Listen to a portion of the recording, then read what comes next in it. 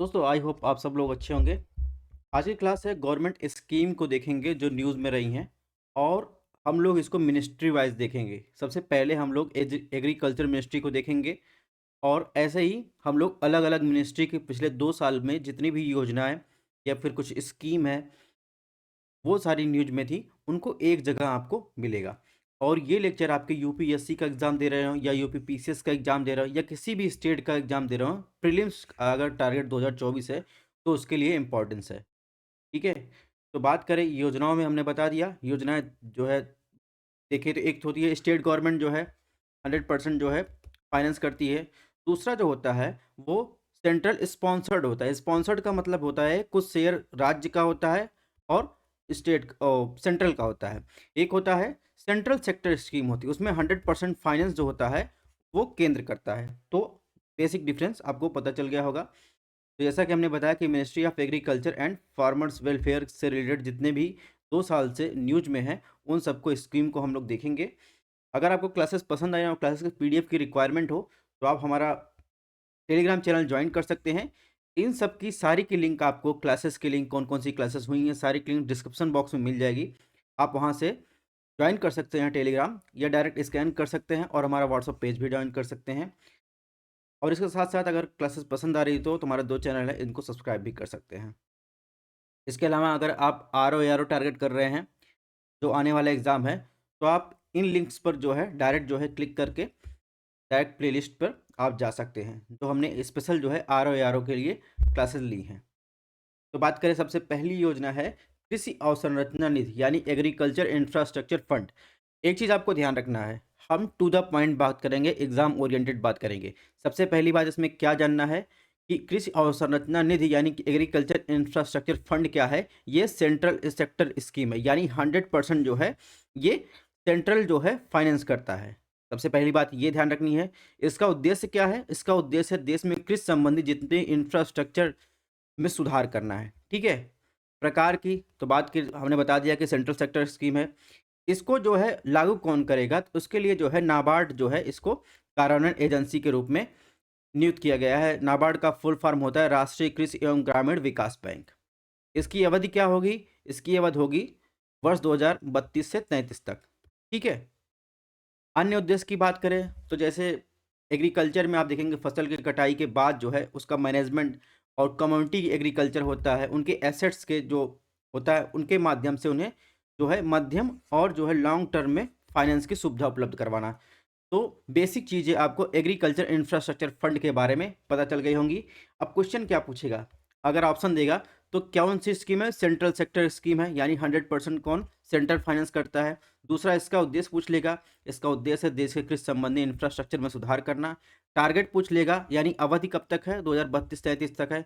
और दूसरा इसकी कार्यान्वयन एजेंसी पूछ लेगा, तो ये आपको ध्यान रखना है नाबार्ड। ठीक है? इसको जो है मध्यम या लॉन्ग टर्म जो है फाइनेंस की सुविधा उपलब्ध करवाई जाती है। ये कुछ चीज़ें आपको ध्यान रखनी है। इसके अलावा पृष्ठभूमि की बात करें, यानी कैसे ये आया, तो इसमें देखिए कोविड-19 की महामारी से निपटने के लिए 2020 में ये आरंभ किया गया था 1 लाख करोड़ रुपए के कोष के साथ।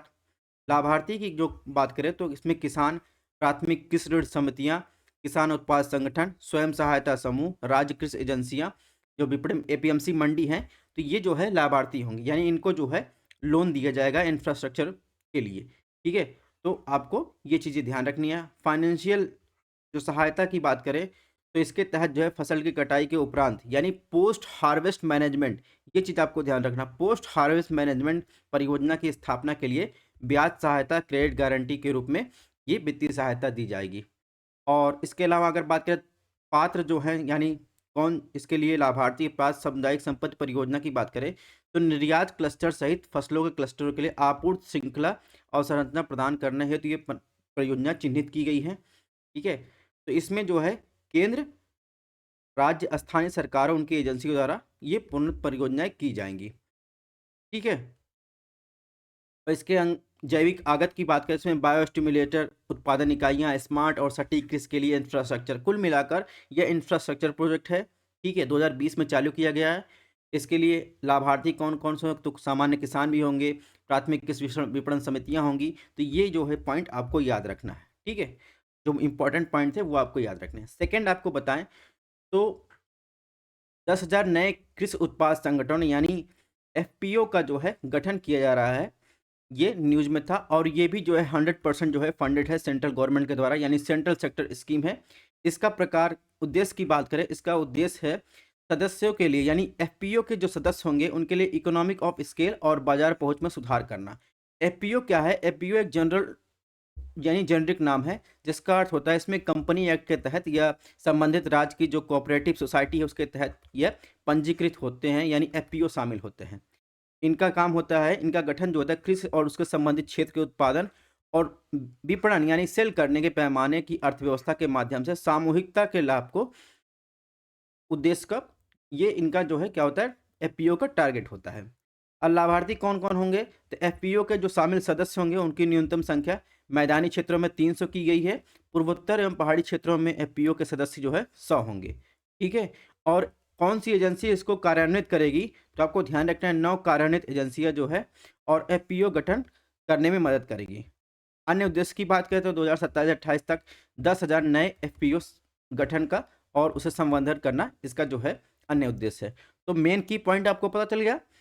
अन्य प्रमुख विशेषताएं की बात करें तो इकोनॉमिक ऑफ स्केल का लाभ उठाना, यानी जैसे उपज के क्लस्टर क्षेत्र के दृष्टिकोण था विशेषीकृत जीन्स आधारित दृष्टिकोण पर आधारित है। उत्पाद अगर कोई विशेषीकरण विकास के लिए एक जिला एक उत्पाद पर ध्यान देना। ठीक है। एफपीओ की जो वित्तीय सहायता की बात करें तो 3 वर्ष की अवधि के लिए 18 लाख रुपए की वित्तीय सहायता प्रदान की जाएगी। ठीक है। इसके अलावा 15 लाख रुपए एफपीओ की सीमा के साथ एफपीओ प्रति किसान सदस्य 2,000 रुपए के समतुल्य इक्विटी के अनुदान सहायता का भी उल्लेख किया गया है। ठीक है। अब इसके अलावा बात करें एफपीओ को आरंभिक समर्थन प्रदान करना, इसकी बात करें तो प्रत्येक एफपीओ यानी जो संगठन है उनका पंजीकरण करने और उनके 5 वर्ष की अवधिगत पेशेवर सहायता प्रदान करने के लिए उनके उद्देश्य से क्लस्टर आधारित व्यवसाय संगठनों का संलग्न किया जाएगा।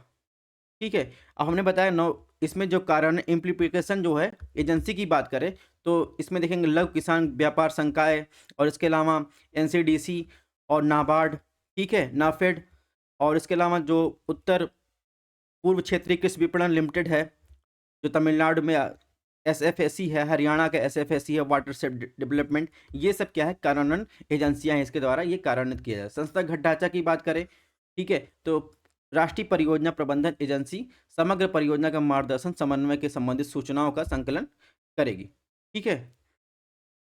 एफपीओ का प्रशिक्षण और कौशल विकास की बात करें तो एफपीओ की क्षमता निर्माण और प्रशिक्षण के लिए प्रमुख जो प्रशिक्षण संस्थान के रूप में चुने गए संगठनों के जो जिसमें बैंकर्स ग्रामीण विकास संस्थान को चुना गया है लखनऊ को, जिन्हें प्रशिक्षण और कौशल विकास करेंगे एफपीओ का।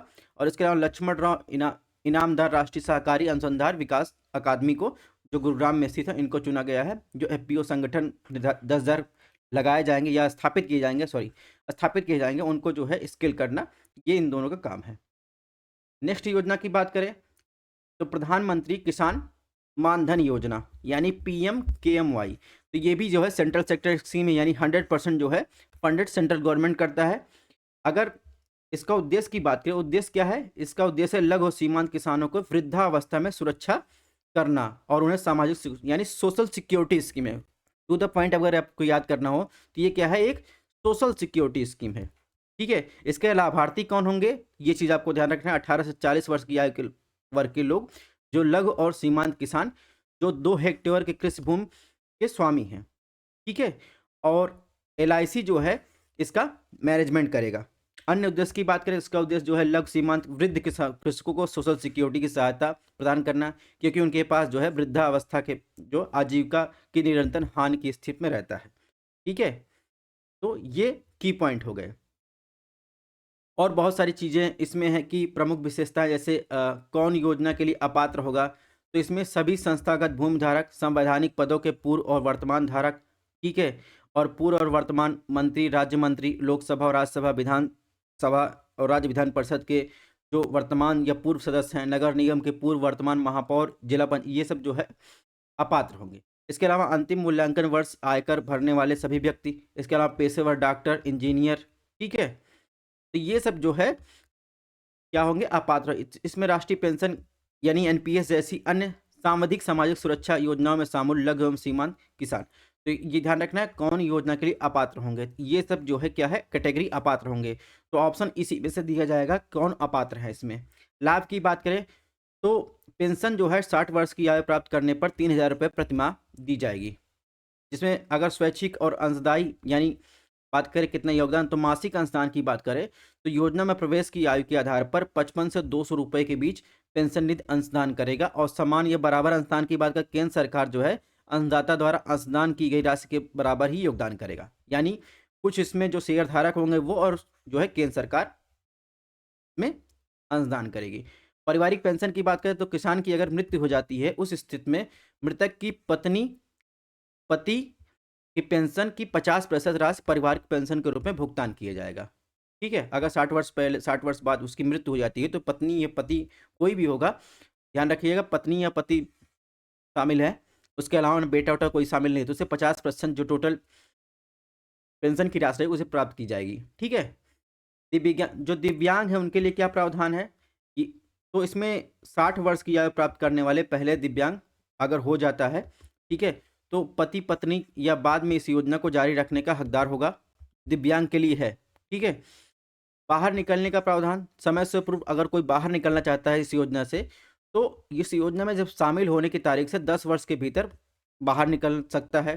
ठीक है, शामिल होने की तिथि से 10 वर्ष बाद लेकिन 60 वर्ष की आयु के पहले बाहर निकलने पर देखिए क्या इसमें प्रावधान है। अंशदाता को बचत बैंक ब्याज दर पेंशन निधि द्वारा वास्तव में अर्जित जो भी ब्याज है, जो भी अधिक हो उसके साथ अंशदान का हिस्सा मिलेगा।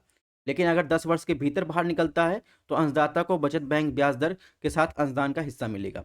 तो ये कुछ कीवर्ड है, ये आपको ध्यान रखना है। नेक्स्ट क्या कौन सी योजना है, प्रधानमंत्री कृषि सिंचाई योजना PMKSY। ये क्या है, सेंट्रल स्पॉन्सर्ड स्कीम है। यानी यहाँ पर 50% ऑफ लिखा है, इसका मतलब ये है कि सेंट्रल जो है और स्टेट गवर्नमेंट दोनों इसमें शेयर धारक होते हैं। ठीक है, ये चीज़ आपको ध्यान रखना है। तो प्रधानमंत्री कृषि सिंचाई योजना जो है PMKSY जो है सेंट्रल स्पॉन्सर्ड स्कीम है, पहला की पॉइंट ये याद रखना है। दूसरा इसका उद्देश्य क्या है, इसका उद्देश्य है खेत स्तर पर जल की जो फिजिकल यानी भौतिक पहुंच को बढ़ाना और सिंचाई सुनिश्चित करना और उसके कृषि योग्य भूमि क्षेत्र का विस्तार करना, तो ये इसका उद्देश्य है। इसमें जो है समर्पित कोष की बात करें यानी फंड की बात करें तो नाबार्ड, ठीक है, और इसके अलावा देखेंगे तो LTIF यानी एक दीर्घकालिक सिंचाई निधि की स्थापना की जाती है। इसके अलावा सूक्ष्म और सिंचाई कोष MIF, ये समर्पित फंड है। निगरानी कौन करेगा, इसकी निगरानी करेगा केंद्रीय जल आयोग एवं जल शक्ति मंत्रालय, इसकी निगरानी करेगा। अन्य उद्देश्य की बात करें तो अन्य उद्देश्य सिंचाई के कवरेज का विस्तार, हर खेत को पानी और केंद्रित तरीके से प्रतिबूद अधिक फसल जल का उपयोग की दक्षता में सुधार करना। तो मैं जब पहली स्लाइड में किसी योजना के बारे में आपको बताऊं तो ये कीवर्ड आपको हमेशा ध्यान रखना है कि क्या क्या सेंट्रल स्पॉन्सर्ड, ये सब चीज़ें आपको ध्यान रखनी है। ठीक है, तो कुछ इसमें शब्दावली जैसे आई कि जल प्रबंधन उपाय, यानी जल बजट का एक जो है जल प्रबंधन उपाय, इसका उपयोग जो लैंडस्केप यह है या लैंड जो भूखंड है उसके लिए आवश्यक जल की मात्रा का अनुमान लगाने हेतु किया जाता है। ठीक है, जो ये स्कीम है PMKSY में परिवार, कृषि और उद्योग जैसे सभी क्षेत्रों के जल बजट तैयार किए जाते हैं। Sorry। तो इस तरह ये स्कीम कवर हो गई। इसके अलावा इसकी अन्य प्रमुख विशेषताएं की बात करें तो अंतर मंत्रालय योजना है, जैसे कृषि मंत्रालय के अंदर आप देखेंगे प्रतिबूद अधिक फसल, ठीक है, जल शक्ति मंत्रालय के देखेंगे तो खेत स्तर पर जल प्रबंधन और हर खेत हर पानी, ग्रामीण विकास मंत्रालय के अंतर्गत देखेंगे एकीकृत जो है जल संभर प्रबंधन कार्यक्रम यानी वाटर मैनेजमेंट प्रोग्राम। तो ये जो है ग्रामीण विकास मंत्रालय के अंतर्गत आएगा। इसके अलावा समर्पित सिंचाई कोष की बात करें तो दो प्रकार के कोष होते हैं, एक जो है लॉन्ग टर्म होता है, एक जो है माइक्रो फंड होता है। तो लॉन्ग टर्म की बात करें, इसमें अपूर्ण, प्रमुख और मध्यम सिंचाई परियोजना के लिए फाइनेंस का जो है निगरानी किया जाएगा, ट्रैक किया जाएगा और राज्यों को जो है यानी जो सूक्ष्म है रियायती ब्याज दर पर वित्तीय सहायता प्रदान की जाएगा। निगरानी कौन कौन करेगा, तो प्रधानमंत्री की अध्यक्षता वाली सभी संबंधित मंत्रालयों केंद्रीय मंत्री मिलकर एक अंतर मंत्रालय राष्ट्रीय संचालन समिति गठन करेंगे, इसके द्वारा निगरानी की जाएगी। और इसके अलावा देखेंगे तो इसमें नीति आयोग के उपाध्यक्ष की अध्यक्षता में एक राष्ट्रीय कार्यकारी समिति का भी गठन किया जाएगा जो इस योजना का कार्यान्वयन की निगरानी करेगा। ठीक है, तो इसके 4 घटक हैं, प्रतिबूद अधिक फसल, और दूसरा क्या है, खेत स्तर पर जल प्रबंधन, तीसरा हर खेत को पानी, ठीक है, और चौथा क्या है, एकीकृत जो है यानी इंटीग्रेटेड वाटरशेड मैनेजमेंट प्रोग्राम। और इसमें इंटीग्रेटेड वाटरशेड मैनेजमेंट प्रोग्राम में 3 घटक शामिल है, जैसे एक सूखा प्रवण क्षेत्र को शामिल किया गया है, मरुभूमि विकास कार्यक्रम को शामिल किया गया है, एकीकृत बंजर भूमि विकास कार्यक्रम को शामिल किया गया है, और इसके अलावा देखें मनरेगा के साथ जो है इसको जोड़ा जाएगा। तो ये सब चीज़ें जो मेन पॉइंट था वो हम बता चुके हैं। नेक्स्ट योजना की बात करें तो national mission for edibles oils यानी पॉम ऑयल्स के लिए स्कीम है। ये भी सेंट्रल स्पॉन्सर्ड स्कीम है, यानी सेंट्रल गवर्नमेंट और स्टेट गवर्नमेंट दोनों शेयरधारक होंगे। तो इसका उद्देश्य क्या है, खाद्य तेल का आयात को बोझ को कम करना, विशेष ध्यान देने वाले क्षेत्र में जहां पर एडिबल या पाम ऑयल हो सकता है, पूर्वोत्तर और अंडमान निकोबार द्वीप समूह शामिल है। तो इसमें की आपको ध्यान रखना है, जो पाम ऑयल योजना है इसमें विशेष जहां पर हो सकता है पाम ऑयल वो पूर्वोत्तर क्षेत्र, अंडमान निकोबार द्वीप समूह क्षेत्र है। टारगेट क्या है 2025-26 तक। अन्य उद्देश्य की बात करें, पाम ऑयल क्षेत्र का विस्तार का उपयोग करके देश में खाद्य तिलहन उत्पादन में वृद्धि करना। इसके अलावा कुछ फैक्ट की बात आपको कर लें तो पाम ऑयल पश्चिम अफ्रीका से उत्पन्न हुआ है, ठीक है। भारत में जो है यह एक नई फसल है और प्रति हेक्टेयर उच्चतम वनस्पति तेल का उपज की क्षमता लेकिन भारत में मौजूद है। इसके अलावा बात करें 2 अलग-अलग तेलों को अर्थात ताड़ के तेल और ताड़ के गिरी के तेल का उत्पादन करता है। इन तेलों का उपयोग खाद्य के साथ-साथ औद्योगिक उद्देश्यों के लिए भी किया जा सकता है, ठीक है। तो जो कीवर्ड थे वो हमने बता दिया। तो जैसा कि हमने बताया कि 2025-26 तक टारगेट है, तो पाम ऑयल का क्षेत्रफल बढ़ाना यानी 10 लाख हेक्टेयर तक जो है, इसमें पूर्वोत्तर राज्यों को 3.2 लाख हेक्टेयर शामिल है, ठीक है। इसके अलावा क्रूड पाम ऑयल उत्पादन में बढ़ोतरी करना, उपभोक्ता की जागरूकता में वृद्धि करना, ठीक है।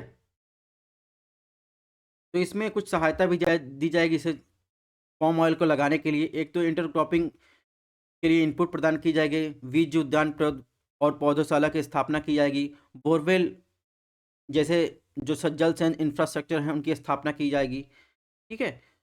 तो इस प्रकार आप देख सकते हैं। इसके अलावा आंध्र प्रदेश प्रमुख पाम ऑयल उत्पादक राज्य है। एक की फैक्टर आपको ये ध्यान रखना है एग्जाम के लिए, आंध्र प्रदेश प्रमुख पाम ऑयल उत्पादक राज्य। इसके बाद जो है तेलंगाना, कर्नाटक, तमिलनाडु, उड़ीसा, असम, मिजोरम, अरुणाचल प्रदेश, बिहार, मध्य प्रदेश आदि स्थानों पर होता है। और इसके अलावा अगर बात करें छत्तीसगढ़, गुजरात, अरुणाचल प्रदेश, असम, अंडमान निकोबार द्वीप समूह आदि राज्यों में संभावित जिलों की पहचान की गई जहां पर पाम ऑयल की खेती की जा सकती है। तो अगर आपसे पूछेगा पाम ऑयल को उत्पादन क्षेत्र, अगर राज्य दे देगा कि निम्नलिखित में कहाँ कहाँ पाम ऑयल का उत्पादन हो सकता है या संभावनाएं कहाँ कहाँ हैं, तो संभावनाओं में छत्तीसगढ़, गुजरात, अरुणाचल प्रदेश, अंडमान निकोबार द्वीप समूह ये याद रखना है। कहाँ कहाँ होता है तो प्रमुख जो है आंध्र प्रदेश है। इसके अलावा इन स्टेटों को भी ध्यान रखना है, ठीक है। नेक्स्ट योजना है किसान क्रेडिट कार्ड। तो किसान क्रेडिट कार्ड का क्या उद्देश्य है, इसका उद्देश्य खेती के लिए अलग अलग चरणों में किसानों को फाइनेंस की आवश्यकता को पूरा करना। इसे कौन कौन जो है कार्यान्वयन एजेंसी तो वाणिज्यिक कमर्शियल बैंक जारी करता है या आरआरबी बैंक, लघु वित्त और सहकारी समितियों कार्यान्वयन एजेंसियां हैं। इसके लाभार्थी कौन हो, लाभार्थी सभी किसान, व्यक्तिगत संयुक्त उधारकर्ता जिनके पास भूमि स्वामित्व है, काश्तकार, ठीक है, अलिखित पट्टेदार, बटाईदार किसान। इसके अलावा पशुपालन, मत्स्य पालन करने वाले या बकरी पालन करने वाले, ये सब किसान जो मछली पालन करने वाले, ये सारे जो है किसान क्रेडिट कार्ड का लाभ ले सकते हैं। इसके अन्य उद्देश्य की बात करें तो ये फसलों की कृषि की कटाई के बाद के व्यय के लिए अल्प अवधि के ऋण आवश्यकताओं को पूरा करता है। और इसके अलावा बात करें तो किसान परिवारों के उपभोग की आवश्यकताओं को पूरा करता है और कृषि संपत्ति और कृषि के संबंधित गतिविधियों के अनुसरण के कार्यशुल्क यानी वर्कफोर्स जो है कैपिटल उपलब्ध करवाना, ये किसान क्रेडिट कार्ड का टारगेट है, ठीक है। तो आप देखेंगे अल्पकालिक ऋण में क्या विशेषता है, तो 1.6 लाख रुपए तक जमानत रहित, यानी आपको कोई सिक्योरिटी यानी कोलेटरल रखना नहीं है। अगर आपको शॉर्ट टर्म के ऋण की आवश्यकता है तो आप किसान हैं तो आपको 1.6 लाख यानी 1,60,000 तक कोलेटरल फ्री ऋण मिलता है, ठीक है। और कोई प्रोसेसिंग फीस नहीं लगता है। 3 लाख रुपए तक के तात्कालिक उधारकर्ता के लिए 3% तक ब्याज का छूट भी मिलती है, ठीक है। ऋण की प्रीमियम कैसी होती है, तो बैंक और उधारकर्ता दोनों द्वारा वहन किया जाता है। तो बैंक और उधारकर्ता का रेशियो 2:1 होता है। लॉन्ग टर्म अगर आपको ऋण लेना है तो उसके लिए आप देखेंगे तो कृषि और संबंध गतिविधियों के लिए निवेश ऋण की आवश्यकता के लिए दिया जाता है। और जोखिम कवरेज की बात करें तो किसान क्रेडिट कार्ड धारक अगर कोई है तो हिंसक और दृश्य साधनों के कारण होने वाली दुर्घटनाओं के परिणामस्वरूप मृत्यु और अस्थायी दिव्यांगता के लिए कवरेज जोखिम भी दिया जाता है। अन्य सुविधाएं की बात करें जो किसान क्रेडिट कार्ड धारक को मिलती हैं, तो सभी पीएम किसान लाभार्थी को किसान क्रेडिट कार्ड प्रदान किए जाएंगे। इसके अलावा एटीएम रुपे कार्ड प्रदान किए जाएंगे। सीमा के भीतर अनगिनत बार जो है आप जो है ट्रांजैक्शन करते हैं, एक बार में जो पूरी दस्तावेजीकरण ये प्रक्रिया शामिल है। नेक्स्ट योजना की बात करें, national mission for sustainable agriculture यानी MSA। ये भी सेंट्रल स्पॉन्सर्ड स्कीम है और इसका वहन जो फाइनेंस का सेंट्रल गवर्नमेंट और स्टेट गवर्नमेंट करती है। और इसका लक्ष्य क्या है? बदलती क्लाइमेट के प्रति भारतीय कृषि को अधिक जो है सहनीय बनाना। ठीक है। उप योजना की बात करें तो यह मिशन जो है जलवायु परिवर्तन पर राष्ट्रीय कार्य योजना यानी NAPCC जो 2008 में जो है national action plan on climate change के लिए लाया गया था, उसी के अंतर्गत ये योजना जो है 8 मिशनों में से एक है, उसको निर्धारित की गई है। और प्रौद्योगिकी का लाभ उठाना, ठीक है, यानी इस मिशन को प्रभावी निगरानी के लिए सूचना और प्रौद्योगिकी के बड़े पैमाने पर इस्तेमाल किया जाएगा, जिससे जो है बदलती जलवायु की दशाओं के साथ जो है हमारी फसलें यानी कृषि को अधिक जो है सहनीय बनाया जा सके। ठीक है। अन्य उद्देश्य में देखेंगे तो फसलों और पशुपालन दोनों गतिविधियों के लिए उपयुक्त अनुकूल यानी मिट्टी समन का मतलब होता है उसका जो इम्पैक्ट है उसको कम करना। ठीक है। भारतीय कृषि को जलवायु परिवर्तन के लिए लोकशील बनाना, ये जो है अन्य उद्देश्य है। ठीक है। तो घटक की बात करें तो इसके अलावा सुभ्य लोगों के लिए विशेष प्रावधान किए गए, जैसे लघु एवं सीमांत किसानों के लिए तो कम से कम 50%, इनमें से महिलाओं के लिए कम से कम 3% जो है निर्धारित किए गए। SC जनसंख्या जहाँ पर है तो आवंटन जो है 16% वहाँ पर और विशेष घटक योजना के लिए उपयोग किया जाएगा। अगर ST पॉपुलेशन है वहाँ पर जो है अनुसूचित जनजाति आबादी के अनुपात में 8% वहाँ पर खर्च किया जाएगा। घटक की बात करें तो आप देखेंगे वर्षा सिंचित क्षेत्र विकास यानी RAD। इसमें क्या है? Multi cropping, rotational cropping, inter cropping, mix cropping आदि पर बल देने के लिए एकीकृत कृषि प्रणाली को बढ़ावा देने का लक्ष्य निर्धारित किया जाएगा। दूसरा क्या घटक है? खेत स्तर पर जल प्रबंधन, यानी इसके दौरान क्या किया जाएगा जिससे क्लाइमेट चेंज के इम्पैक्ट को कृषि पर कम किया जा सकते हैं, तो प्रधानमंत्री कृषि सिंचाई योजना के तहत इसे शामिल किया गया है। सॉइल हेल्थ कार्ड यानी सॉइल हेल्थ मैनेजमेंट की बात करें तो इसको भी एक घटक के रूप में शामिल किया गया। इसका उद्देश्य है कि अवस्थित के साथ साथ फसल के विशिष्ट सतत मृदा स्वास्थ्य के प्रबंधन को बढ़ावा देना। ठीक है। इसके अलावा देखेंगे सॉइल हेल्थ कार्ड की बात करें, सॉइल हेल्थ कार्ड का उद्देश्य क्या है? इसका उद्देश्य है कि उर्वरक उपयोग में पोषक तत्वों की कमी को दूर करने के लिए सभी किसानों को प्रत्येक 3 वर्ष में मृदा स्वास्थ्य कार्ड जारी करना है और इसके 12 पैरामीटर होते हैं।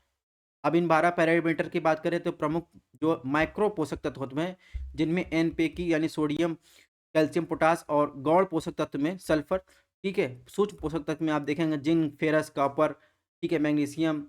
और भौतिक मानदंड की बात करें तो पीएच और इलेक्ट्रिकल कंडक्टिविटी, ऑर्गेनिक कार्बन, ये भौतिक मानदंड है सॉइल हेल्थ कार्ड जारी करने के। ध्यान रखिएगा इसको 3 वर्ष में जो है आपको प्रत्येक 3 वर्ष में सॉइल हेल्थ कार्ड जारी किया जाता है। इसके अलावा परंपरागत कृषि विकास योजना की बात करें, इसका उद्देश्य जो है तो ये जो है मृदा स्वास्थ्य प्रबंधन का एक उपघटक है। ठीक है। ये जैविक खेती के समर्थन को बढ़ावा देता है। इसकी वित्तीय सहायता की बात करें तो जैविक उर्वरक और जैविक खाद के लिए 50,000 रुपये प्रति हेक्टेयर 3 वर्ष के लिए प्रदान किया जाता है। ठीक है। और इसके अलावा बात करें नेक्स्ट मिशन की बात करें, कृषि वानिकी पर उप मिशन की बात करें तो इसका उद्देश्य है स्थानीय कृषि को जलवायु स्थिति के अनुकूल वृक्षारोपण के तहत कवरेज का विस्तार करना, ये शामिल है। यानी कृषि भूमि पर वृक्ष उगाने तथा जो उसके आसपास की एरिया समेत पड़ती क्षेत्रों वहाँ पर वृक्षारोपण की सुविधा प्रदान करना। तो हमने बात कर ली कि घटक कौन कौन से हैं, सॉइल हेल्थ कार्ड की बात कर ली, परंपरागत कृषि विकास योजना की बात कर ली और कृषि वानिकी पर उप मिशन की बात कर ली। इसके अलावा इसी योजना के अंतर्गत कैसे क्लाइमेट इम्पैक्ट को कम किया जा सकता है, तो पुनर्गठित राष्ट्रीय बांस मिशन, ठीक है, यानी रिस्ट्रक्चर्ड नेशनल बैम्बू मिशन, यह भी एक सेंट्रल स्पॉन्सर्ड स्कीम है। यानी आप देखेंगे इसमें केंद्र सरकार और राज्य सरकार दोनों फंडिंग करते हैं। तो इस प्रकार इसे 2006 में शुरू किया गया था। इसे आयात को कम करने के लिए, आजीविका और व्यावसायिक अवसरों में सुधार करने के लिए 18-19 में इसे रिस्ट्रक्चर किया गया। ठीक है। और RNB के घटक कौन है? उत्पाद विकास, मूल्य संवर्धन, ठीक है, कौशल एवं अनुसंधान विकास, विपणन, ये इसके घटक हैं। यानी अब विधायी यानी लीगली परिवर्तन क्या किए गए हैं, लीगली परिवर्तन भी आपको ध्यान रखना है। वर्ष 2018 में भारतीय वन एक्ट 1927 में एक संशोधन किया गया। यह संशोधन कहता है कि जंगल के बाहर अगर बांस उगाए जाते हैं तो वृक्ष की परिभाषा से वो बाहर माने जाएंगे। अगर निजी या घरेलू भूमि पर उगाए जाने वाले किसी भी बांस के लिए अब किसी भी राज्य वन विभाग से काटने की अनुमति की आवश्यकता नहीं है। यानी जब तक अमेंडमेंट नहीं किया गया था तब तक ये क्या थे, इन्हें जो है अगर आपको काटना है तो राज्य वन विभाग से परमिशन लेनी पड़ती थी। ठीक है, नेक्स्ट बात करेंगे फर्टिलाइजर सेक्टर इन इंडिया में कुछ न्यूज में था। तो हाल ही में रसायन और उर्वरक मंत्रालय ने प्रधानमंत्री भारतीय जन उर्वरक परियोजना के यानी एक राष्ट्र एक उर्वरक योजना की शुरुआत की। ठीक है, ये तो आपको फैक्चुअल इन्फॉर्मेशन हो गई। अब मेन बात करते हैं। इसमें पूछा गया भारत का उर्वरक क्षेत्र की बात करें तो चीन के बाद उर्वरक का सर्वाधिक उपयोग भारत दूसरे नंबर पर है। ठीक है, तीसरा सबसे बड़ा उत्पादक है। और इसके अलावा बात करें उर्वरक पदार्थों का सर्वाधिक आयात करने वाले देशों में से एक शामिल है भारत। देश की जो 8 कोर इंडस्ट्री है उनमें से एक जो है क्या है, फर्टिलाइजर सेक्टर है। ठीक है, अब बात करें कि किस क्षेत्र में उपयोग होने वाले जो फर्टिलाइजर है वो मुख्यतः 3 प्रकार के होते हैं। यूरिया, इसका उपयोग सबसे अधिक होता है, उत्पादन और आयात होता है। ठीक है, और इसके अलावा डाई अमोनियम फास्फोरेट जिसे डीएपी कहते हैं। तीसरा जो है जिसे एमओपी कहते हैं, म्यूनेट ऑफ पोटास। पोटास जो है पोटेशियम का स्रोत होता है। अब बात करें एमओपी की, एमओपी जो है सीधे के इसका उपयोग सीधे एमओपी के रूप में और एनपीके उर्वरकों में एन और पी पोषक तत्वों का मिश्रण कॉम्बिनेशन के रूप में किया जाता है। इसके अलावा अगर बात करें भारत पोटास अपनी जरूरतें को पूरी करने हो तो आयात पर निर्भर है। ये भी कुछ की पॉइंट आपको याद रखना है। अभी हमने कहा कि 8 कोर सेक्टर में फर्टिलाइजर भी शामिल है। वो अब आपको ध्यान रखना है कि वो भारत के जो कोर सेक्टर हैं उनमें कौन कौन शामिल है 8 कोर सेक्टर में। तो देखेंगे coal, crude oil, natural gas, refinery products, fertiliser, steel, cement, electricity. तो इन कोर 8 कोर सेक्टर में आप देखेंगे फर्टिलाइजर भी शामिल है। अब अगर आपसे पूछा जाए 8 कोर सेक्टर में सबसे बड़ा शेयर किसका है, ठीक है, तो आप देखेंगे अगर 2020 फरवरी 2020 का आंकड़ा देखेंगे तो उसमें इलेक्ट्रिसिटी का शेयर आपको ज़्यादा दिख रहा होगा। ठीक है, और सेकंड नंबर पर आप देखेंगे तो कोल का। अब बात करते हैं फर्टिलाइजर सेक्टर में। तो सरकार यह निर्धारित करती है कि जो विनिर्माता हैं वो अपने उत्पाद कहाँ बेच सकते हैं। ठीक है, ये रेगुलेशन की बात कर रहे हैं, ये भी आपको ध्यान रखना है कि सरकार यह निर्धारित करती है कि जो भी निर्माता हैं वो अपने उत्पाद कहाँ बेच सकते हैं फर्टिलाइजर। और यह कार्य जो आवश्यक वस्तु अधिनियम 1955 के तहत किया जाता है। इसके अलावा उर्वरक संचालन नियंत्रण आदेश 1973 के माध्यम से किया जाता है। इसके अलावा बात करें भारत में जो फर्टिलाइजर सब्सिडी दी जाती है उसके बारे में बात करें तो पोषक तत्वों पर आधारित सब्सिडी योजना है। उसके आधार पर 2010 में तत्कालीन रियायत योजना 1992 के लाभों को बनाए रखने के लिए लाया गया था। इसके अलावा बात करें प्राथमिक पोषक तत्व जिसमें NPK और S वाले उर्वरक के साथ साथ द्वितीयक और सूक्ष्म पोषक तत्व यानी S को छोड़कर आने वाले सभी उर्वरकों को शामिल किया गया है। सब्सिडी का भुगतान सीधे जो फर्टिलाइजर कंपनियां हैं उनको किया जाता है। ठीक है, यूरिया सब्सिडी योजना की बात करें तो यूरिया सब्सिडी योजना ये क्या है, सेंट्रल सेक्टर स्कीम है, यानी 100% जो है सेंट्रल गवर्नमेंट फाइनेंस करती है।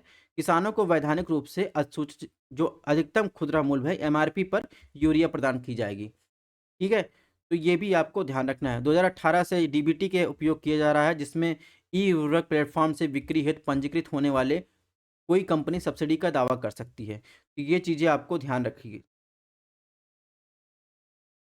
इसके अलावा बहुत सारी चीज़ें हैं, तो इसमें बहुत सारी चीज़ें हमको ध्यान नहीं रखनी है। जैसे ई आयोजना के उद्देश्य की बात करें तो भारत ब्रांड नाम के तहत उर्वरक का विपणन मार्केटिंग करना होगा। यानी यूरिया अगर कोई भी फर्टिलाइजर बेच रहे हैं तो आपको कंपलसरी है भारत नाम से वो ब्रांड होना चाहिए और किसी नाम से नहीं होना चाहिए। इस योजना के तहत सब्सिडी वाले सभी जो है मृदा पोषक तत्व का विपणन जो है भारत नाम के एकल ब्रांड के तहत किया जाएगा। ठीक है, और इसके अलावा इसमें क्या ध्यान रखना है कि इस योजना का आरंभ होने से पूरे देश में उर्वरक एक समान डिजाइन वाली थैलियों उपलब्ध होंगी। जैसे Bharat urea, Bharat DAP, Bharat MOP, Bharat जो है NPK। तो ये कुछ की चीज़ है, ये आपको ध्यान रखनी है। और इसके अलावा इसमें एक चीज़ और आपको ध्यान रखनी है, जैसे हमने बात की कि एक तो भारत ब्रांड के नाम से करना पड़ेगा और नए भारत ब्रांड का नाम प्रधानमंत्री भारतीय जन उर्वरक परियोजना का लोगो प्रतीक चिन्ह उर्वरक पैकेट के सामने वाले हिस्से पर 2/3 भाग पर रहना अनिवार्य है और जो भी मैन्युफैक्चरिंग ब्रांड है शेष 1/3 स्थान पर केवल अपना नाम, लोगो और अन्य जानकारी प्रदर्शित कर सकती हैं। ठीक है। प्रधानमंत्री कृषि समृद्धि योजना की बात हम कर ही चुके हैं। थोड़ी सी फैक्चुअल इन्फॉर्मेशन देख लेते हैं कृषि निर्यात की जो हालिया स्थिति है। यानी भारत में कृषि उत्पादों के निवल निर्यात के रूप में उभरा है। जैसे का कृषि निर्यात की बात करें तो कच्चा कपास का शेयर जो है 5% है, भैंस का मांस 7% है, मसाला 8%, चीनी 9%, चावल जो है 19%, फल और सब्जियां 3%, गेहूं 4%। यानी सबसे ज़्यादा निर्यात किसका किया जाता है? चावल का। इसके अलावा देशभर अगर निर्यात की हिस्सेदारी की बात करें 21-22 में, तो सबसे ज़्यादा निर्यात जो है आप देखेंगे तो अन्य में 52.7% है और वहीं यूएसए की बात करें तो 11.5% जो है यूएसए में। उसके बाद बांग्लादेश की बात करें, बांग्लादेश, फिर चीन को जो है आप देखेंगे चीन को 7.7% जो है निर्यात किया जाता है। इसके अलावा अन्य देशों की यहाँ पर डाटा दिया गया है। तो ये कुछ फैक्चुअल इन्फॉर्मेशन है, मुझे लगता है आपको याद रखनी चाहिए। इसके अलावा अगर बात करें एग्रीकल्चर नेक्स्ट स्कीम की बात करें, प्राइमरी एग्रीकल्चर क्रेडिट सोसाइटी की बात करें जिसे PACS कहते हैं, उसके बारे में तो ये भी न्यूज में था। तो आप देखेंगे हाल ही में केंद्रीय मंत्रिमंडल ने अगले 5 वर्ष के लिए देश भर में 2 लाख पैक्स यानी प्राइमरी एग्रीकल्चर क्रेडिट सोसाइटी और डेयरी मत्स्य पालन सहकारी समितियों की स्थापना करने की मंजूरी दी है। इस योजना के जरिए क्या किया जाएगा? इस योजना के जरिए प्रत्येक टूटे हुए जो पंचायत गांव में पैक्स और उपयुक्त डेयरी सहकारी समितियों का गठन किया जाएगा और प्रत्येक जो कोस्टल पंचायत गांव के साथ साथ बड़े जल निकाय वाले पंचायत में मत्स्य पालन संबंधित उपयुक्त कोऑपरेटिव सोसाइटी की स्थापना की जाएगी। और इसके अलावा बात करें पैक्स, डेयरी, मत्स्य पालन संबंधित जितनी भी कोऑपरेटिव सोसाइटी हैं उनके संबंधित जिला और राज्य स्तरीय संघों को जोड़ा जाएगा। ठीक है। अब कोऑपरेटिव सोसाइटी की बात कर रहे हैं, आप बहुत ज़्यादा कोऑपरेटिव सोसाइटी सुन रहे हैं। कोऑपरेटिव सोसाइटी होती क्या है? तो कोऑपरेटिव सोसाइटी की बात करें, कोऑपरेटिव सोसाइटी कोई बैंक नहीं होता, बल्कि यह आरबीआई की मंजूरी के बिना कोई जो है अपने नाम से बैंक या बैंकर या बैंकिंग शब्दों का इस्तेमाल भी नहीं कर सकता। इसके अलावा बात करें तो इसके अतिरिक्त इन समितियों का में जमा की गई राशि के लिए deposit insurance and credit guarantee corporation की ओर से कोई बीमा कवर भी उपलब्ध नहीं करवाया जाता है। जैसे नॉर्मल कॉमर्शियल बैंकों में आपको 5 लाख तक बीमा कवर उपलब्ध करवाया जाता है। ठीक, अगर आपका पैसा डूब गया, ऐसा कोई कोऑपरेटिव जो बैंक होता है यानी कोऑपरेटिव सोसाइटी होती है, उसको कोई इंश्योरेंस भी नहीं प्रोवाइड करवाया जाता और अपने आगे बैंक या बैंकर शब्द का इस्तेमाल भी नहीं कर सकती। ठीक है। पैक्स की बात करें तो पैक्स जो होता है ग्राम स्तर पर सहकारी ऋण समितियां हैं जो देश में अल्पकालिक सहकारी ऋण की संरचना की अंतिम कड़ी के रूप में कार्य करती हैं। ठीक है। ये कैसे कार्य करती हैं सहकारी कृषि ऋण संरचना, इसके बारे में देखेंगे, यहाँ पर दिया गया है, इसको आपको पढ़ लेना है। कार्य क्या होता है? कार्य होता है ये समिति अल्पकालिक ऋण देती हैं। ठीक है। इसका महत्व क्या है? ये सबसे कमजोर ग्रामीण आबादी को फाइनेंशियल इंक्लूजन को सुनिश्चित करती हैं। ठीक है। तो ये चीज़ें आपको ध्यान रखता है। इसके अलावा एक चीज़ और आपको ध्यान रखना है, इसे जो है पैक्स को जो है फाइनेंस कौन उपलब्ध करवाए, पैसा कौन देगा? तो फाइनेंस को जो है नाबार्ड नाबार्ड एसबीसी यानी शेड्यूल कमर्शियल बैंक और इसका डीसीसीबी के माध्यम से पैक्स को जो है फाइनेंस की सुविधा उपलब्ध करवाई जाती है। ठीक है। तो ये चीज़ें आपको ध्यान रखनी है। नेक्स्ट बात करेंगे साथी पोर्टल की। साथी का फुल फॉर्म होता है seize feasibility authentication and holistic inventory portal. तो ये जो है आप देखेंगे कृषि और किसान मंत्रालय ने साथी पोर्टल और मोबाइल ऐप लॉन्च किया है। इसके बारे में बात करें तो ये पोर्टल एक केंद्रीकृत ऑनलाइन प्रणाली है। इस प्रणाली के माध्यम से बीजों की ट्रेसेबिलिटी प्रमाणीकरण इन्वेंट्री पर केंद्रित होती है, जिसमें आप देखेंगे बीज उत्पादन गुणवत्ता यानी बीज की गुणवत्ता की पहचान करना, बीच में जो अगर कोई आपको प्रमाणन की चुनौतियां आ रही हैं उसे निपटने के लिए ये डिज़ाइन किए गए हैं। ये क्यूआर कोड सिस्टम के माध्यम से बीजों की प्रमाणिकता का पता चलता है। यानी आप अगर कोई बीज का पैकेट है आप स्कैन करेंगे तो उस पर आपको सारी डिटेल आ जाएगी। ठीक है। भारत में बीज के प्रमाण के बारे में बात करें तो बीज प्रमाणन उच्च गुणवत्ता वाले बीजों को निरंतर आपूर्ति को बनाए रखने के लिए उन्हें आम जनता को उपलब्ध कराने के लिए तैयार की गई प्रक्रिया है। ठीक है। और वैध प्रमाणीकरण वाले बीज केवल वैध लाइसेंस प्राप्त डीलरों के पास द्वारा ही केंद्रीय रूप से पंजीकृत किसानों को बेचे जा सकते हैं। तो ये सब चीज़ें हो गई साथी ऐप के बारे में। और इसमें अगर बात करें तो भारत में कृषि क्षेत्र में बौद्धिक संपदा अधिकार की बात करें तो भारत पेटेंट अधिनियम 1970 कृषि उपकरणों, मशीनरी, कृषि रसायनों के विकास प्रक्रियाओं के लिए पेटेंट प्रदान करता है। इसके अलावा क्या करता है आईपीआर? पौधों की किस्म है, कृषि अधिकार संरक्षण अधिनियम 2001 उन किसानों को अधिकार प्रदान करता है जिन्हें नई किस्मों को उत्पन्न और या विकसित किया हो। ठीक है। दुनिया का मात्र एक ऐसा आईपीआर कानून है जो नई और वर्तमान किसानों द्वारा विकसित किस्मों को संरक्षण प्रदान करके प्लांट ब्रीड्स या किसानों की बौद्धिक संपदा अधिकार को प्रदान करता है। इससे रिलेटेड कुछ अन्य जो है चीजें सुर्खियों में है, उनको भी देख लेते हैं।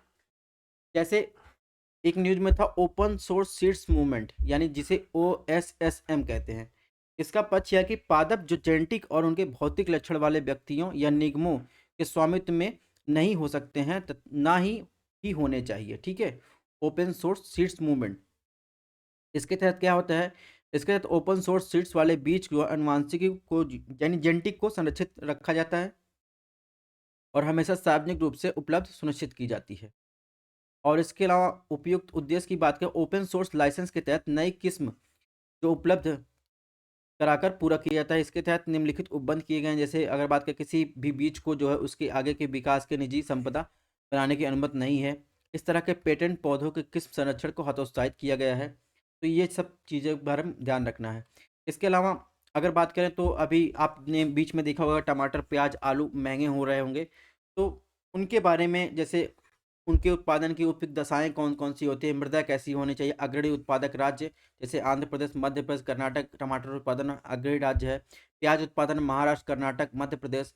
आलू उत्पादन में हिमाचल प्रदेश, पंजाब, उत्तर प्रदेश। ठीक है। तो उनके सॉइल मौसम कैसा होना चाहिए, इन सब के बारे में दिया गया है, इसको आपको पढ़ लेना है। नेक्स्ट योजना की बात करें, प्रधानमंत्री फसल बीमा योजना। ठीक है। सेंट्रल स्पॉन्सर्ड स्कीम है, यानी शेयर जो होगा सेंट्रल गवर्नमेंट और स्टेट गवर्नमेंट का शेयर होगा, फाइनेंस जो है उपलब्ध करवाएंगी। सुर्खियों में इसलिए था कि आंध्र प्रदेश ने फिर से जो है प्रधानमंत्री फसल बीमा योजना में शामिल हो गया। इसके पहले क्या प्रधानमंत्री फसल बीमा योजना से हट गया था आंध्र प्रदेश, अपनी एक किसानों के लिए अपनी अलग अलग बीमा योजना चला रहा था। बहरहाल आंध्र प्रदेश उन 6 राज्यों में से एक था जिन्हें इसके जो कार्यान्वयन पर रोक लगा दी थी। ठीक है। क्यों रोक लगा दी? क्योंकि ये सेंट्रल स्पॉन्सर्ड स्कीम है, यानी इसमें जो है सरकार, राज्य सरकार चाहे तो ये रोक लगा सकती है, जो सेंट्रल सेक्टर स्कीम है उसको रोक नहीं लगा सकती। तो अन्य 5 राज्य जो थे बिहार, झारखंड, पश्चिम बंगाल, गुजरात, तेलंगाना थे। कुल मिला कह सकते हैं कि अगर बात करें तो गैर बीजेपी शासित राज्य थे। गुजरात की बात छोड़ दें। तो प्रकार की बात करें, यानी यह एक केंद्र प्रायोजित योजना। उद्देश्य की बात करें, इसे बुआई के पहले से लेकर कटाई के बाद तक फसल बीमा प्रदान की जाती है। ठीक है। प्रकृति की बात की है, योजना ऋणी किसानों सहित सभी किसानों के लिए स्वैच्छिक प्रकृति है। लाभार्थी सभी किसान, इसमें बटाईदार, काश्तकार सब पात्र होते हैं। ठीक है। अब इसमें जो है उद्देश्य की बात हमने कर ही ली, तो इसका उद्देश्य है प्राकृतिक कारकों से फसल को हुए नुकसान के लिए किसानों को जो है फाइनेंस की सुविधा और अस्थायी आय सुनिश्चित करवाना। ठीक है। प्रमुख विशेषताएं की बात करें, इसमें जो है सम्मिलित की गई फसल बीमा योजना की बात करें तो इसमें राष्ट्रीय कृषि बीमा योजना संशोधित, यानी इसे जो है NAIS को प्रतिस्थापित किया गया है प्रधानमंत्री फसल बीमा योजना के साथ। और इसके अलावा पुनर्गठित मौसम आधारित फसल बीमा योजना restructure weather based crop insurance scheme जारी रखी गई है।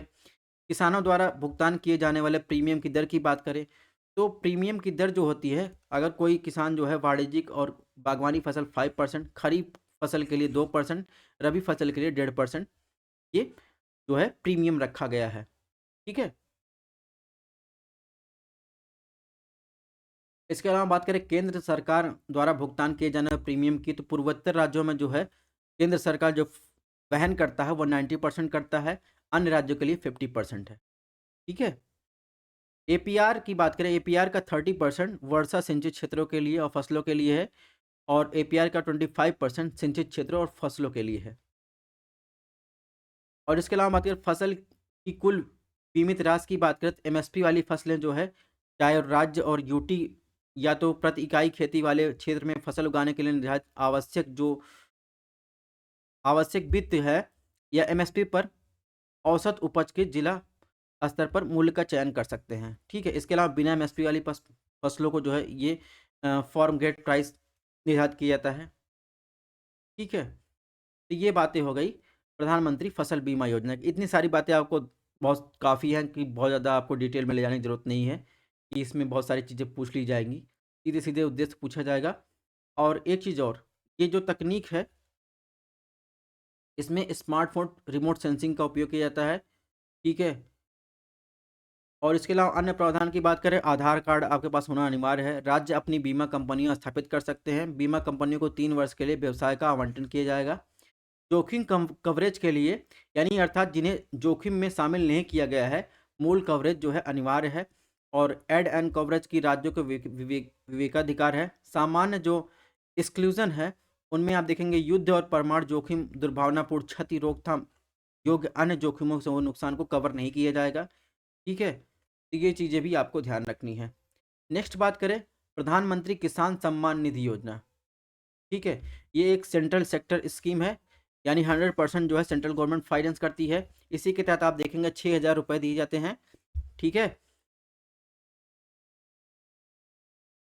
और जो पात्र किसान हैं, उनको प्रति वर्ष जो है, आप देखेंगे प्रत्येक 4 महीने में 2,000 रुपए, यानी 3 समान किस्तों में 6,000 रुपए दिए जाते हैं, ठीक है? और इसके अलावा अगर बात करें तो इसमें कुछ अपवादों को छोड़कर सभी भूमिधारक समान इसमें शामिल हैं। अन्य उद्देश्यों की बात कर लेते हैं, इसमें जो है अलग-अलग कृषि जो है इनपुट्स को खरीद के लिए सभी भूमिधारक किसानों को वित्तीय आवश्यकताओं को पूरा करना, ये इसके अन्य उद्देश्य हैं। अगर बात करें तो किसान परिवार जिन्हें योजना से बाहर रखा गया है, जैसे कोई सभी संस्थागत भूमिधारक हैं, संवैधानिक पदों पर पूर्व वर्तमान धारक है, शासन के तीनों स्तरों पर, ये सभी व्यक्ति जो है, इनको जो है, इनसे बाहर रखा गया है। प्रमुख विशेषता की बात करें, परिवार की परिभाषा में कौन-कौन आते हैं? पति, पत्नी, नाबालिग बच्चे, ठीक है? इसके अलावा अगर बात करें, तो इसमें बहुत सारी चीज़ें, अन्य चीज़ें भी शामिल की गई हैं। तो सत्यापन की बात कर लेते हैं।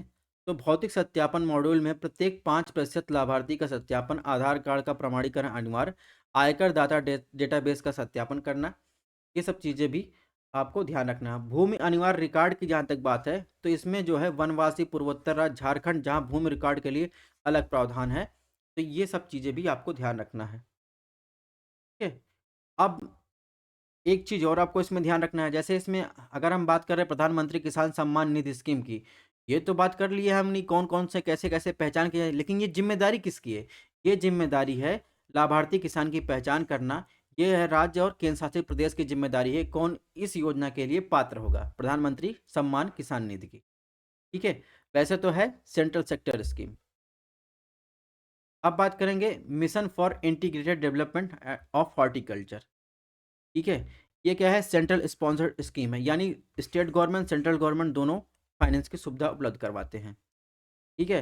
इसके प्रकार की बात करें, अन्य सहायता की बात का सबसे पहले बात कर लेते हैं। प्रमुख हस्तक्षेप उपायों के लिए राज्य और केंद्र शासित प्रदेशों को वित्तीय और तकनीकी सहायता प्रदान की जाएगी। कवरेज में कौन-कौन शामिल होगा? इसमें सभी राज्य और केंद्र शासित प्रदेश शामिल किए जाएँगे। अन्य उद्देश्य की बात करें, इसमें देश में बागवानी का समग्र विकास शामिल है। आप देख रहे हैं हॉर्टिकल्चर संबंधित, ज़ाहिर-सी बात है, बागवानी फसलों के लिए है। उद्देश्य की बात करें, बागवानी उत्पाद और उत्पादकता में वृद्धि, किसानों के समूहन यानी एग्रीगेशन को प्रोत्साहित करना, कौशल विकास करना। प्रमुख विशेषताओं की बात करें, इसमें जो है कवर की गई फसलों की बात करें तो फल की गई सब्जियां, कंदमूल वाली फसलें, मशरूम, मसाले, पुष्प, ठीक है, सुगंधित पौधे, नारियल, काजू, कोको, बांस, ये फसलें शामिल की गई हैं।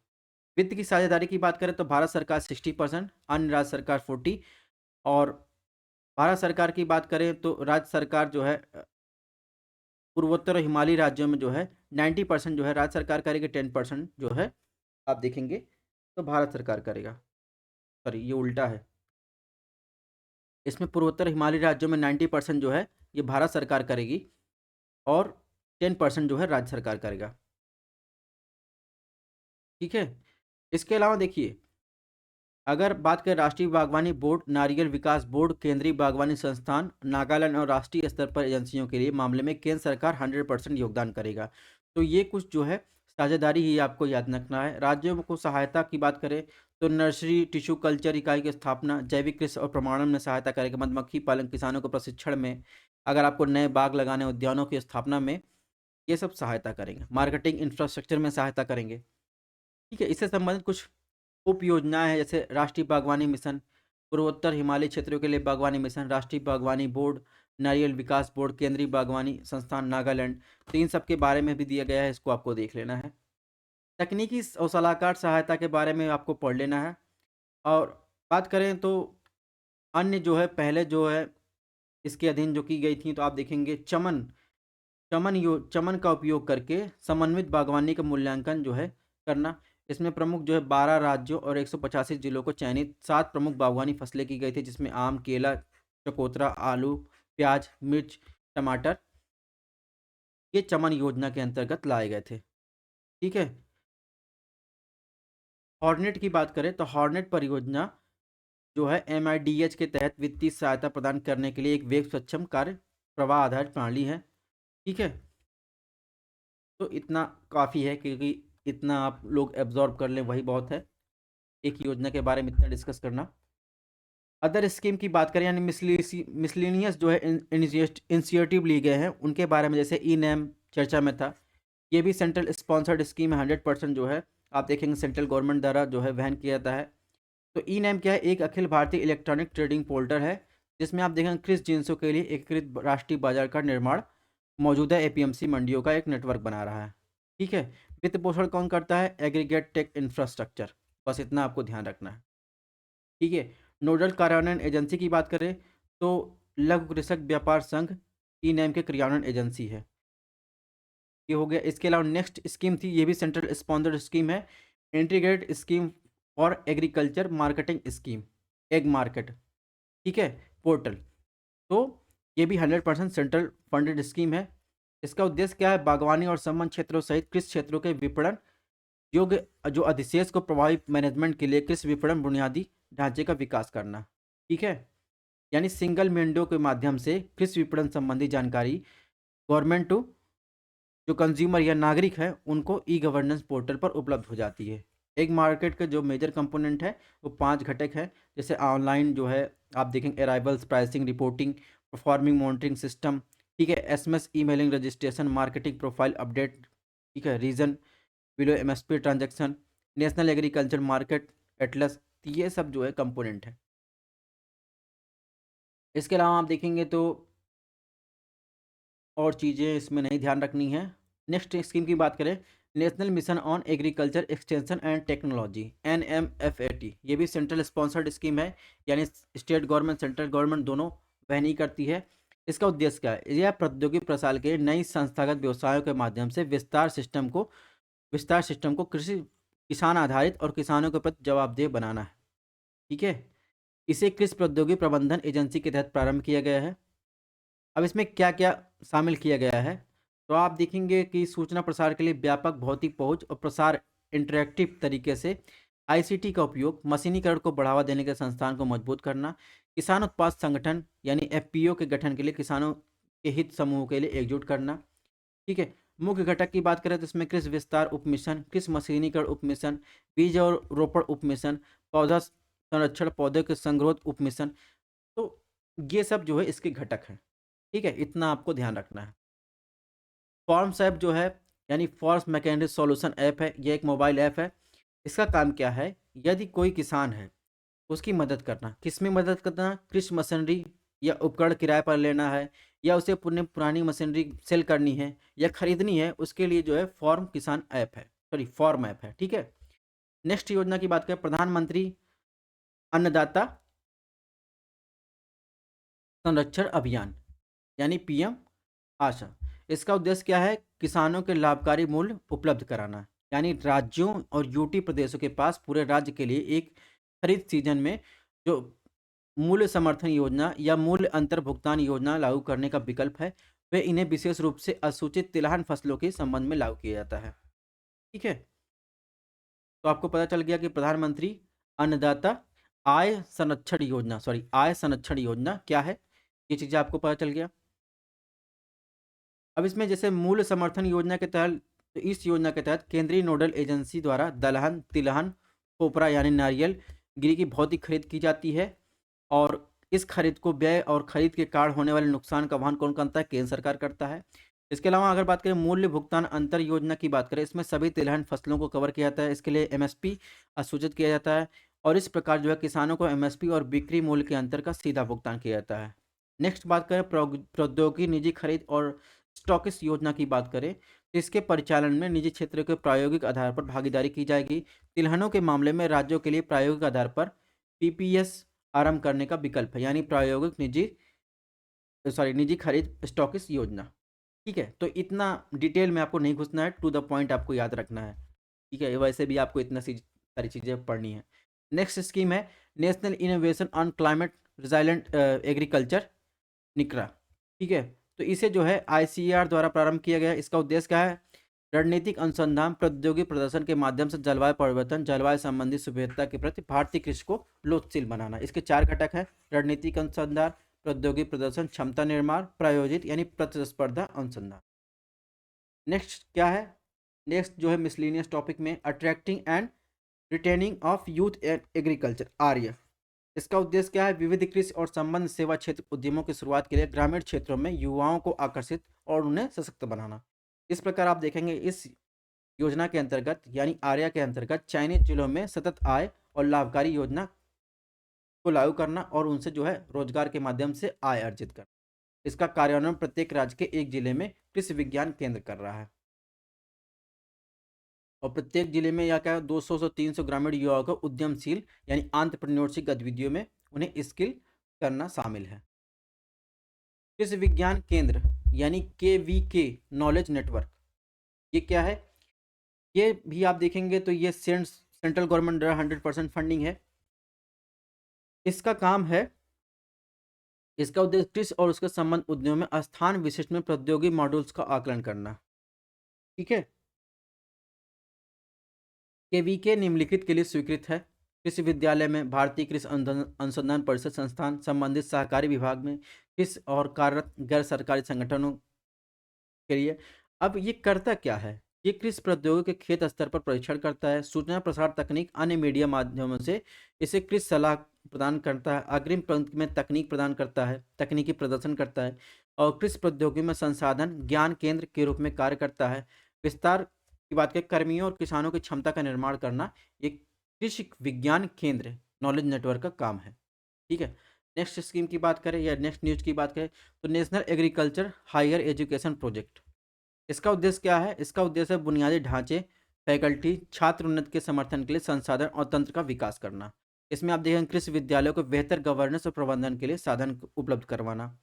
बाहरी समर्थन की बात करें तो इस परियोजना के लिए विश्व बैंक और भारत सरकार के बीच 50-50% अनुपात का लागत यानी फाइनेंस साझा किया गया है।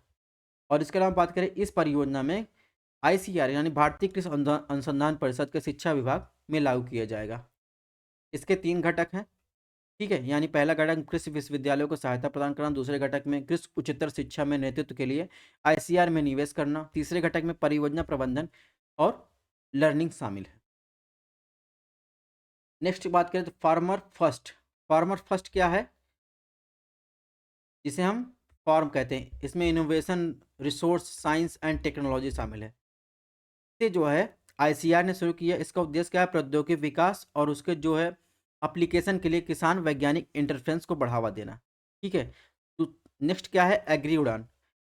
इसे भी आप देखेंगे तो भारतीय कृषि अनुसंधान परिषद और इसके अलावा राष्ट्रीय कृषि अनुसंधान प्रबंधन अकादमी और इसके अलावा देखेंगे तो भारतीय प्रबंधन संस्थान अहमदाबाद इंक्यूबेटर केंद्रों का प्रारंभ किया गया। इसका उद्देश्य क्या है? इसका उद्देश्य जो है उद्योग नेटवर्किंग, निवेशकों को आकर्षित कर खाद्य एवं कृषि व्यवसाय स्टार्टअप्स को आगे बढ़ाना। नेक्स्ट क्या है? मेरा गांव मेरा गौरव। इसका उद्देश्य है कि लैब टू लैंड में तेजी लाने के लिए किसानों को साथ वैज्ञानिकों से सीधे संपर्क करना है, यानी जो चीज़ें रिसर्च के माध्यम से लैब में हो रही है वो सीधे जो है फील्ड में जाकर किया जाए। इसके लिए ICR ने 15 गांवों की पहचान की है और उन चयनित गांवों में आप देखेंगे निश्चित समय सीमा में तकनीकी और अन्य संबंधित पहलुओं की जानकारी उपलब्ध करवाई जाएगी।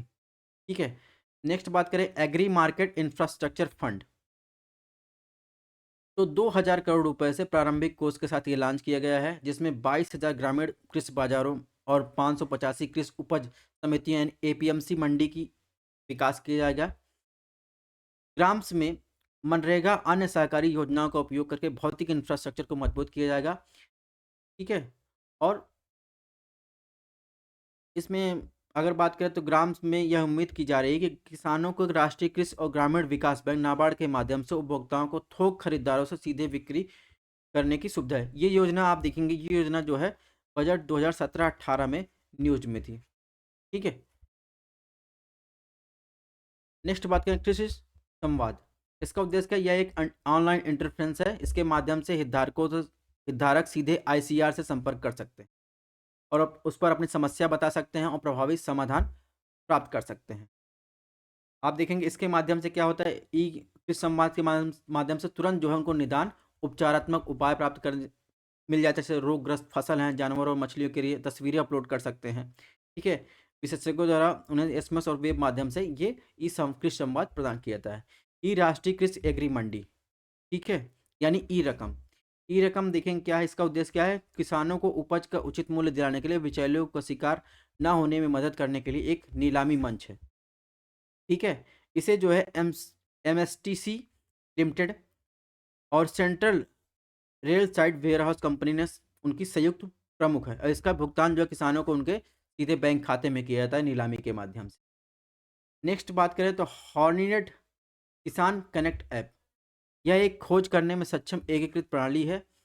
इसे जो है आप देखेंगे तो एपीडीए ने विकसित किया है। इसका उद्देश्य क्या है? इसका उद्देश्य है मानकों का अनुपालन करने के साथ भारत में यूरोपीय संघ के निर्यात के लिए अंगूर, अनार, सब्जियों के फॉर्म्स के पंजीकरण, परीक्षण, उन्हें सर्टिफिकेट की सुविधा, इंटरनेट आधारित इलेक्ट्रॉनिक सेवाएं प्रदान करना है। मेघदूत ऐप के बारे में आपने सुना होगा। इसका पृथ्वी विज्ञान मंत्रालय के सहयोग से किस मंत्रालय ने लॉन्च किया है?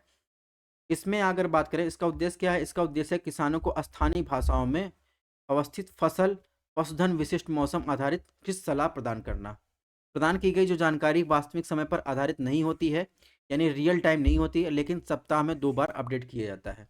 ठीक है, तो मेघदूत ऐप पृथ्वी विज्ञान मंत्रालय के सहयोग से किस मंत्रालय ने जो है जारी किया था, इसका उद्देश्य आपको पता चल गया। नेक्स्ट बात करेंगे तो एकीकृत पैकेज बीमा योजना। इसका उद्देश्य क्या है? इसका उद्देश्य कृषि क्षेत्र से जुड़े नागरिकों को वित्तीय सहायता उपलब्ध करवाना, किसानों को वित्तीय जोखिम से बचाने में सहायता करना, इसके अलावा फूड सिक्योरिटी, फसल डाइवर्सिटीकरण करना और इसके अलावा अगर बात करें कृषि क्षेत्र में वृद्धि और प्रतिस्पर्धा सुनिश्चित करना। इसे 2016 में खरीफ के सीजन के प्रायोगिक आधार पर चयनित 15 जिलों में लागू किया गया था। ठीक है, तो ये चीज़ें बातें हो गई इसके बारे में जो मेन पॉइंट था। नेक्स्ट बात करेंगे पंडित दीनदयाल उपाध्याय उन्नत कृषि शिक्षा योजना। इसका उद्देश्य क्या है? इसका उद्देश्य है पर्यावरणीय आजीविका, मृदा स्वास्थ्य के लिए जैविक खेती, प्राकृतिक खेती, गाय आधारित अर्थव्यवस्था, ह्यूमन रिसोर्स विकसित करना और इसके लिए आप देखें किसानों के लिए प्रशिक्षण कार्यक्रम भी आयोजित किए जाएंगे। नेक्स्ट क्या है? नेक्स्ट है एकीकृत फार्म मशीनरी प्रदर्शन परीक्षण पोर्टल। इसका उद्देश्य क्या है? इसका उद्देश्य है जो विनिर्माताओं को कृषि मशीनरी प्रदर्शन के परीक्षण संस्थानों में सुधार करने में सहायता प्रदान करना। ठीक है, नेक्स्ट है बागवानी क्लस्टर विकास कार्यक्रम। ये सेंट्रल सेक्टर स्कीम है, यानी 100% जो है सेंट्रल गवर्नमेंट द्वारा फंडिंग की गई है। ठीक है, इसका उद्देश्य इस कार्यक्रम के माध्यम से जो टारगेटेड फसल को निर्यात को लगभग 20% तक सुधार करना, यानी बढ़ाना। साथ ही क्लस्टर फसलों के प्रतिस्पर्धा को बढ़ाने के लिए उन्हें क्लस्टर विशिष्ट ब्रांड बनाना, ताकि उन्हें निर्यात किया जाए, उनकी ब्रांड वैल्यू बढ़ सके। ठीक है, इसकी निर्यात एजेंसी की बात करें तो राष्ट्रीय बागवानी बोर्ड यानी एनएचबी है। तो हम लोग इसमें टू द पॉइंट बात कर रहे हैं, क्योंकि ज़्यादा डिस्कस करेंगे आप लोग लेक्चर देख ही नहीं पाएंगे। वैसे भी सभी लोग जो है पूरा लेक्चर नहीं देखते हैं, कितना भी हम मेहनत कर लें तो आप लोग नहीं देखेंगे, क्योंकि अभी एग्ज़ाम नज़दीक नहीं है। जब एग्ज़ाम नज़दीक आएगा तब आप लोग देखेंगे। अभी एक बार देख लेंगे, पीडीएफ हम अपलोड कर देंगे, वहाँ से रिवीजन हो जाएगा। की टर्म्स और कॉन्सेप्ट इन एग्रीकल्चर में देख लेते हैं। तो जे फॉर्म न्यूज में था। जे फॉर्म क्या है? जे फॉर्म देखेंगे तो जे फॉर्म एक देखेंगे तो यहाँ पर एक सेकंड, तो जे फॉर्म एक क्या डिजी लॉकर में जो है संग्रहित किया है। जे फॉर्म क्या है? एक बिल है। बिल कैसे है? तो देखेंगे पंजाब जो है रबी खरीद सीजन में किसानों को वास्तविक समय में डिजिटल जे फॉर्म प्रदान करने वाला देश का पहला राज्य बन गया। एक फैक्चुअल इन्फॉर्मेशन ये हो गई। जे फॉर्म मंडियों में किसान की एक कृषि उपज की बिक्री की रसीद होती है। ठीक है, पहले ये रसीद क्या क्या जो अड़ातिये होते थे यानी कमीशन एजेंट होते थे, उनके द्वारा खरीद के लिए जो है मैनुअल दी जाती है काट कर। अब ये क्या करते हैं, जो जे फॉर्म जो है डायरेक्ट जो है डिजी लॉकर में संग्रहित किया जाता है। ठीक है, जो किसान होते हैं। और ये जो आप देखेंगे ये राज्य में गेहूं और धान दोनों फसलों के लिए कृषि अधीन भूमि रिकॉर्ड के रूप में भी कार्य करेगा। इस प्रकार जे फॉर्म के बारे में आपको पता चल गया। नेक्स्ट आप ध्यान रखिएगा, ट्रैक्टराइजेशन न्यूज में था। ट्रैक्टराइजेशन जो है इसे आप देखें, national council of applied economic research ने making India in a global power house on for machinery industry के शीर्षक से एक रिपोर्ट जारी की थी, जिसमें बताया गया था कि भारत में कृषि मशीनीकरण का आशय कमोबेश ट्रैक्टराइजेशन अर्थात कृषि कार्यों के लिए ट्रैक्टर का इस्तेमाल करना है। इसके अलावा और कोई जो है इंफ्रास्ट्रक्चर नहीं। भारत में कृषि उपकरण बाजार में वैश्विक बाजार का केवल 7% हिस्सा है। ठीक है। और भारत में कृषि उपकरण में बिक्री से आए पैसों में 80% हिस्सा आप देखेंगे ट्रैक्टर से आता है। ठीक है। तो इस प्रकार ये ट्रैक्टराइजेशन का मतलब आपको पता चल गया। नेक्स्ट बात करें तो जलवायु स्मार्ट गेहूं किस्म, ये चीज़ आपके प्रीलिम्स के लिए इंपॉर्टेंट हो सकती है। तो भारतीय कृषि अनुसंधान संस्थान ने वैज्ञानिकों ने गेहूं की 3 जलवायु स्मार्ट किस्मों को विकसित किया है। ठीक है। माइल्ड वर्नलाइजेशन रिक्वायरमेंट इन किस्मों की विशेषता है, यानी इसका अर्थ होता है इन किस्मों में फूल खिलने से पहले एक निश्चित न्यूनतम अवधि के कम तापमान की आवश्यकता होती है। 3 किस्मों में क्या है, जिसे SD CSW 18 आधिकारिक तौर पर 2016 में घोषित किया गया। दूसरा क्या है, HD 3410, तीसरा SD 3358 शामिल है। SD 3410 की बात करें 2022 में प्रस्तुत किया गया था। इसमें क्या विशेषता है, इसकी पौधे की ऊंचाई कम होती है और इसकी उच्च उपज क्षमता होती है। SD 3385 की बात करें तो इसे लॉजिंग की न्यूनतम संभावना होती है। ठीक है। और ये जो है अगर आप इसे पहले समय से पहले बोना चाहें तो ये भी अनुकूल है। लॉजिंग का मतलब क्या होता है, लॉजिंग का मतलब होता है जमीन के ऊपरी हिस्से जैसे तने के आदि से टूट जाना। जैसे हवा ववा चलती है, जैसे जो ज़्यादा लंबे गेहूं के पेड़ होते हैं तो क्या होता है अक्सर जो है थोड़ी बहुत हवा चलती है वो तने से टूट जाते हैं, तो लॉजिंग कहते हैं। नेक्स्ट बात करें कीटन में पशु महामारी तैयार पहल। ठीक है, यानी APPI क्यों न्यूज में था, तो हाल ही में केंद्र सरकार ने पशु महामारी तैयारी पहल शुरू की है। इसका काम क्या है, इसका काम है समग्र एकीकृत रोग जो है निरीक्षण निगरानी प्रणाली की स्थापना करना। राष्ट्रीय डिजिटल पशुधन मिशन पर निर्मित किया जाएगा। ठीक है। अगर बात करें जैसे विनियामक प्रणाली को सुदृढ़ के उदाहरण के लिए बात करें तो Nandi online portal, field trial निर्देश। इसके अलावा विश्व बैंक द्वारा वित्त पोषित वन हेल्थ के लिए पशुधन स्वास्थ्य प्रणाली की सहायता प्रदान की गई है। यानी AHSSOH का उद्देश्य वन हेल्थ दृष्टिकोण का उपयोग करके एक बेहतर पशु स्वास्थ्य प्रबंधन सिस्टम के इकोसिस्टम विनिर्मित करना है। यह एक केंद्रीय क्षेत्र की योजना है, यानी 100% आप देखेंगे तो ये इसमें भागीदारी अगर देखेंगे तो सेंट्रल गवर्नमेंट की होती है। इसमें शुरू में 5 राज्यों को शामिल किया, असम, उड़ीसा, मध्य प्रदेश, महाराष्ट्र, कर्नाटक को कवर करेगी। इसके उद्देश्य की बात करें दूर दराज संस्थानों में जो पशु चिकित्सा इकाइयों को उपलब्ध करवाना। ठीक है। डिस्पेंसरी अस्पतालों को अपग्रेड करना, जिला स्तरीय प्रयोगशालों को मजबूत करना। ठीक है। अब इसमें ध्यान रखना है एक टर्म आता है कैनलाइजेशन। कैनलाइजेशन का मतलब मोनोपोली। तो केंद्र सरकार ने यूरिया के आयात के लिए एक कैनलाइजिंग एजेंसी के रूप में इसे इंडियन पोटास लिमिटेड को कार्यकाल को बढ़ा दिया है। यानी इंडियन पोटास लिमिटेड ही यूरिया के आयात के लिए जो है आप देखेंगे जिम्मेदार है, इसकी मोनोपोली है। तो राष्ट्रीय रसायन उर्वरक और राष्ट्रीय उर्वरक लिमिटेड यूरिया के आयात के लिए अन्य कैनलाइजिंग एजेंसियां हैं। एक तो पूरे भारत में 3 लोग जो है यूरिया का आयात कर सकते हैं, IPL, ठीक है, RCF, NFL। ठीक है, इनकी मोनोपोली है। आयात और निर्यात के कैनलाइजिंग का अर्थ होता है निर्दिष्ट सरकारी एजेंसियों के माध्यम से वस्तुओं का आयात निर्यात करना। ठीक है, आप समझ गए। उद्देश्य क्या है, इसका उद्देश्य है मूल्य का स्टेबलाइजेशन, घरेलू उपभोक्ताओं की आपूर्ति की उपलब्धता को सुनिश्चित करना, सौदेबाजी शक्ति को सुधार करना, निर्यात को बढ़ावा देना। ठीक है। अंडर इनवाइस को समाप्त करना। अंडर इनवाइस का मतलब क्या होता है, इसके तहत इनवाइस पर किसी भी वस्तु का मूल्य भुगतान की गई कीमत से कम दर्शाया जाता है। ठीक है। अब अगर आपको पूछा जाए कि प्रमुख कैनलाइज्ड कमोडिटी कौन कौन सी है, ठीक है, तो इसके साथ बहुमूल्य धातुएं, हथियार, गोला बारूद, कृषि उत्पाद जैसे प्याज। तो इन सब उत्पादों के इन कमोडिटी की बात करें तो कुछ ही एजेंसियों को मोनोपोली दी गई है उन्हें एक्सपोर्ट इंपोर्ट करने के लिए। ठीक है। अब एक और न्यूज में था डिजी क्लेम। डिजी क्लेम क्या है, प्रधानमंत्री फसल बीमा योजना के तहत राष्ट्रीय फसल बीमा पोर्टल के एक डिजिटाइज क्लेम सेटलमेंट मॉड्यूल है। इसके तहत क्या किया जाता है, इसके तहत किसानों द्वारा भुगतान किया जाना प्रीमियम रबी की फसलों के लिए 1.5%, खरीफ की फसलों के लिए 2%, नकदी फसलों के लिए 5% निर्धारित किया गया है। यह एक गैर रोकथाम योग्य प्राकृतिक विपदाओं के खिलाफ व्यापक बीमा फसल प्रदान करता है। तो डिजी क्लेम क्या है? डिजी गेम जो प्रधानमंत्री फसल बीमा योजना के तहत एक डिजिटाइज क्लेम सेटलमेंट मॉड्यूल है। सिंपल लैंग्वेज में ये चीज़ आपको ध्यान रखना है। नेक्स्ट बात करें अंतर्राष्ट्रीय कृषि विकास कोष यानी आईएफएडी। आईएफएडी और जापान ने ईएलएफपीए के पहल की घोषणा की है। इसका आशय क्या है? ईएलपीएस का आशय क्या है? इसका आशय है कि enhance linkage between private sector and small scale producer. ठीक है। आईएफएडी जो है विकासशील देशों के लिए लघु कृषि उत्पादों, जापान और अन्य देशों के व्यवसायों के बीच सहयोग बढ़ाने में मदद करने के एक नया फ्रेमवर्क स्थापित करेगा। और इसके अलावा बात करें तो आईएफएडी क्या है? आईएफएडी जो है एक अंतर्राष्ट्रीय वित्त संस्थान है जो यूएन की विशेष एजेंसी और यह रोम में स्थित है। 1974 में आयोजित विश्व खाद्य सम्मेलन में प्रमुख परिणामों में से एक है जिसमें आईएफएडी बना। आईएफएडी भारत सहित 177 सदस्य देश हैं।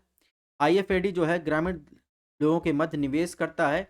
इस प्रकार उनकी फूड सिक्योरिटी को बढ़ा उनके परिवार का पोषण स्तर सुधार करने, उनकी आय बढ़ाने के लिए उन्हें सशक्त करता है। ठीक है, तो ये हो गए आईएफएडी के बारे में। लास्ट बात करेंगे पशुधन जागृत अभियान। इसका काम क्या है? मत्स्य पालन, पशुपालन, डेयरी मंत्रालय द्वारा देश के सभी आकांक्षी जिलों में दूध और मवेशी की उत्पादकता को बढ़ाने पर ध्यान केंद्रित करना। यह पशुधन जागृत अभियान के माध्यम से किया जाएगा। इस अभियान के तहत आकांक्षी जिलों में गहनता जागरूकता पशु स्वास्थ्य शिविर आयोजित किए जाएंगे। ठीक है। इसका उद्देश्य 112 सबसे कम विकसित जिलों में किसानों की आजीविका में सुधार और बदलाव करना है।